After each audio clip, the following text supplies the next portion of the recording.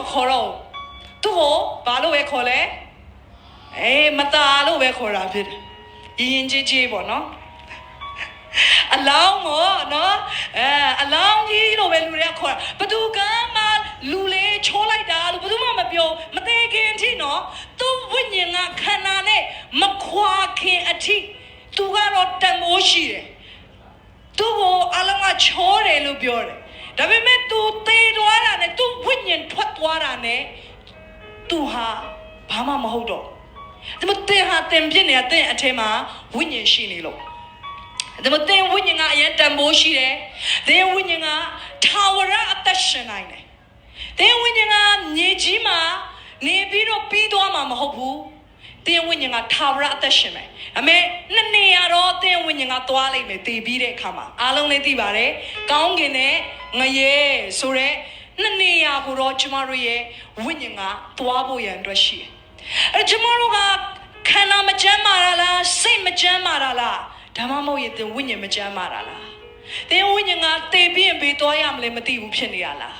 သင်ဝိညာဉ်ကအပြစ်ရှိတဲ့သူတိုင်းရဲ့ဝိညာဉ်ဟာထာဝရငရဲမှာလမ်းဆုံးရမယ်လို့ပြောထားတယ်ကျမတို့ရဲ့ဝိညာဉ်က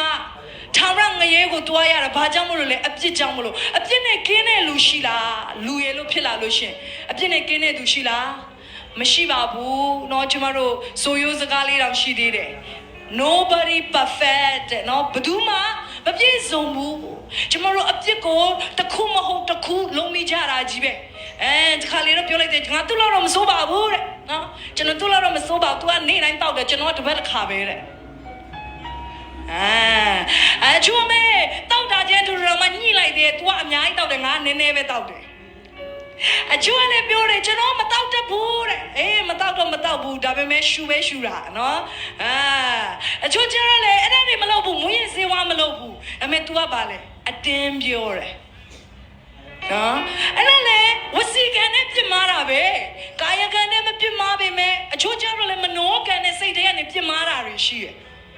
ရုပ်ရှင်နဲ့ကြည့်ပြီးခါတဲ့နော်လင်မယားဖြစ်နေတာစိတ်ထဲမှာဒါပေမဲ့ဟိုမှာမိမကြီးငုတ်တုံး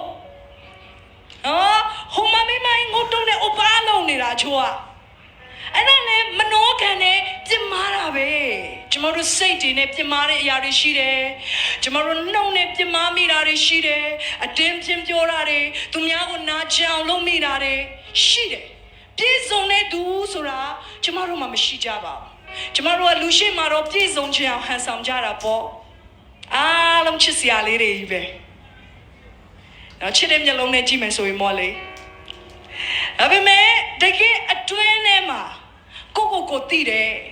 ကိုမလုံဘူးဖြစ်တဲ့ကျမတို့အထဲထဲမှာငါရဲ့အားနည်းချက်တွေလူတွေသိသွားရင်ဘယ်လိုလုပ်မလဲငါရဲ့အားနည်းချက်တွေဖျားသခင်သိနေတယ်ငါထာဝရအသက်ရှင်နိုင်ဖို့ရန်အတွက်ဖြစ်နိုင်မှာမလားကျမတို့ရဲ့ဝိညာဉ်မကျမ်းမာဖြစ်နေလားကျမတို့ရဲ့ဝိညာဉ်ကသေပြီးဘေးကိုတွားရမလဲဆိုတာမသေချာဘူးဖြစ်နေလားဝိညာဉ်မကျမ်းမာတဲ့အခါမှာကျန်တဲ့ခန္ဓာရောစိတ်ရောပုံမှာတက်ရောက်မှုရှိတယ်သင်ဝိညာဉ်မကျမ်းမာဘူးဆိုလို့ရှိရင်သင်ရဲ့စိတ်ကလည်းအပြည့်အဝမပျော်ရွှင်နိုင်တော့အထဲထဲမှာတခုခုလိုတယ်လို့ခံစားနေရအဲကြောင့်မလို့ပစံရှာကြည့်တယ်ပစံမများပျော်ရွှင်ခြင်းရမလားလို့ရှာတယ်အမေပစံကလည်းအထဲမှာပြေဝခြင်းကိုမပေးနိုင်ပစံမရတော့ပစံရှိပြီးတော့လေဒါနဲ့ကောင်မလေးရှာကြည့်ရင်တော့ငါရဲ့အတွင်းထဲဟာနေတာကြီးပြည့်စုံသွားမှာပဲလို့ထင်တယ်အမေရီဇာတယောက်ပြီးတယောက်ကကုံသွားတယ်အထဲတွေကဟာခွက်ကြီးကမပြေသွားဘူးဟုတ်လားမဟုတ်ဘူးလားအဲ့ဒါတော့မဖြေပါနဲ့ဟုတ်ပါတယ်ဆိုရင်တော့သိကြတယ်အရင်များသွားလိမ့်မယ်နော်ဟုတ်ပြီအချို့ကမမတ်မိတော့ဘူးတဲ့ဘေးတယောက်ကိုပြောတာလေတဲ့โอเคကျမတို့ရဲ့အထဲထဲမှာကျမတို့ဝိညာဉ်မကျမ်းမာဘူးဆိုရင်ကျမတို့ရဲ့ခန္ဓာစိတ်လည်းမကျမ်းမာတော့ကျမတို့ဝိညာဉ်ကအပြစ်လုပ်တဲ့အတွက်ကြောင့်မို့လို့ကျမတို့ခန္ဓာကိုယ်မှာအနာရောဂါတွေဖြစ်လာတယ်ယောဂါတွေခံစားရတယ်မကျမ်းမာခြင်းတွေဖြစ်တယ်ကျမအချို့လူတွေဆိုတွေ့ဘူးတယ်အဖေလည်းဒီယောဂါရှိတယ်သူလည်းဒီယောဂါရှိတယ်သူသားသမီးလည်းအဲ့ဒီယောဂါပဲရှိတယ်ဘာဖြစ်လဲအ မင်္ဂလာကချိန်ချင်းအမင်္ဂလာကမျိုးရိုးဆွန်ဆက်တက်ရောက်နေတာဖြစ်တယ်အကယ်လို့မိတ်ဆွေသင်ဘဝတတမှာတော့၎င်းသင်မိသားစုရဲ့တတမှာတော့၎င်းအဲ့ဒီလိုမျိုးဖြစ်နေသလားအဲ့ဒါတွေကိုသင်ကြုံတွေ့နေရသလားရင်ဆိုင်နေရလားဒီညမှာလွတ်မြောက်ရလမ်းရှိတာဖြစ်တယ်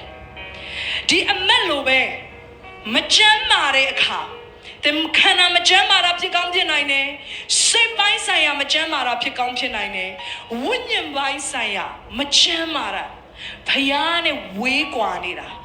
ကိုတင်ဘေကိုတွားရမလဲဆိုတာမသိဘူးဖြစ်နေတာဖြစ်ကောင်းဖြစ်နိုင်တယ်အမေဘလို့အခြေအနေပဲဖြစ်ဖြစ်